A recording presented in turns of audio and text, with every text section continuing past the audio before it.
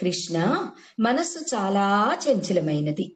అది ఒక పట్టాన వినదు. ఒకవేళ చెప్పినా గట్టి మూర్ఖత్వంతో ఉంటది తప్ప, మారటానికి ఈసనెత్తు గూడా ప్రయత్నించేది.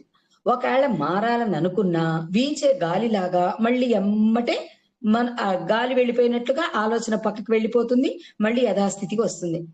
ఇంకొకటి ఏం చెప్తున్నారు, దాన్ని నియంత్రించటం కన్నా ఎక్కువగా కష్టంగా ఉందయ్యా నువ్వు చెప్పింది.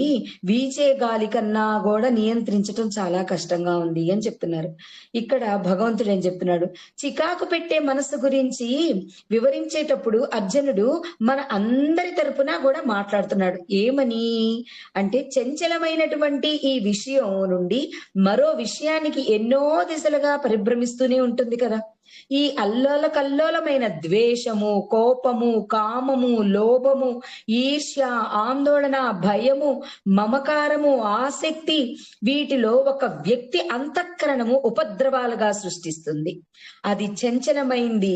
ఎందుకంటే తన శక్తి కంటే అలలచే బుద్ధిని వశపరుచుకొని విచక్షణా శక్తిని నాశనం చేస్తుంది. ఇవాళ ఈ ఒక్కదాని గురించి మనం గనక విశదీకరించుకున్నామంటే టైం అవుతుంది.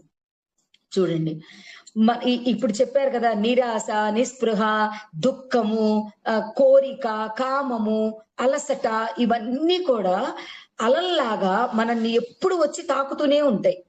అల వచ్చి సముద్ర బొడ్డును తాకి మళ్ళీ వెళ్ళిపోతూ ఉంటుంది. దీన్ని ఎవరన్నా అరికట్టగలరా? ఇటువంటి క్లిష్టమైన ఒక విషయాన్ని నువ్వు అరికట్టాల్సిందే. నువ్వు దీని గురించి నువ్వు ఆలోచించాల్సిందే. నీ మనసుని నీ కంట్రోల్లో ఉంచుకోవాల్సిందే. అంటే అది అయ్యే పని నా కృష్ణ అని అడుగుతున్నారు. ఇటువంటి దశలలో పరిభ్రమిస్తూనే ఉంటుంది మనసు.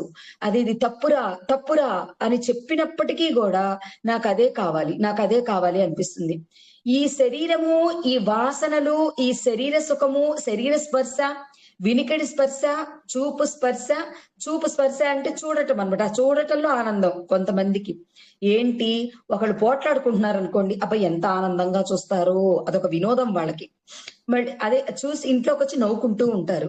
అసలు అట్లాంటి చెవినే పడకూడదు అని చెప్తూ ఉంటే నీ మనసు ఎంతో